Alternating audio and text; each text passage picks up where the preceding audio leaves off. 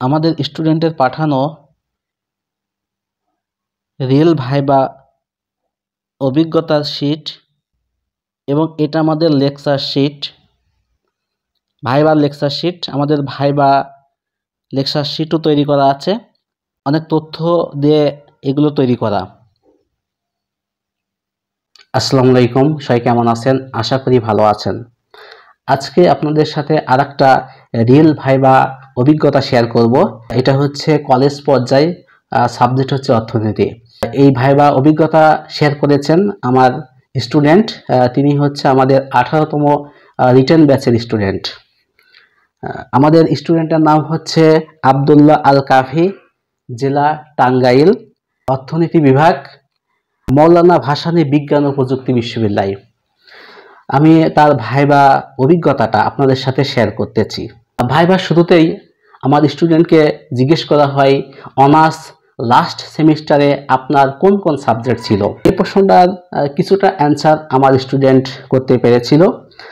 তারপরে প্রশ্ন ছিল, ম্যাম প্রশ্ন করতেছিল, তিনি বললেন যে স্বল্পকালীন ভোগ অপেক্ষক এর সমীকরণটা কি?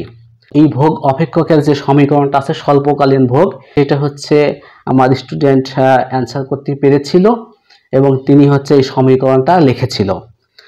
এরপরে জিজ্ঞেস করে যে এই ভোগ যে অপেক্ষক হলো সি সমান সমান এ প্লাস বিওয়াই, এখানে এই চলকগুলো কোনটা কোন জিনিস বোঝায়, রিপ্রেজেন্ট করে, এটা জানতে চেয়েছিল।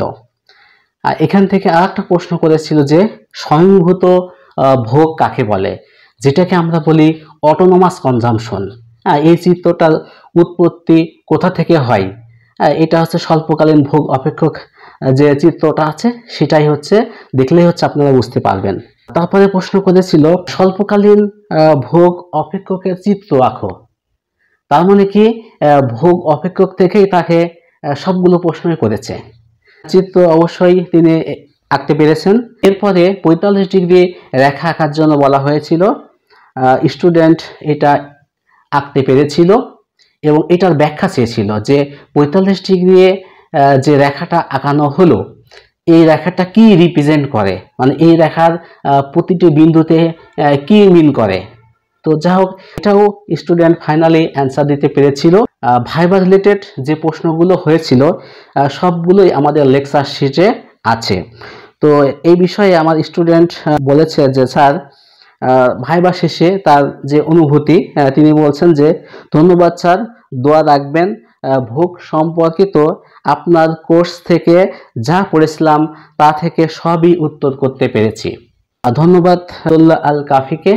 আমি চাই তিনি হচ্ছে ভাইবা পাশ করবে এবং চূড়ান্তভাবে সামনের গণবিজ্ঞপ্তিতে তার জব নিশ্চিত করবে। তো আপনাদের সবাইকে অসংখ্য ধন্যবাদ জানিয়ে শেষ করছি।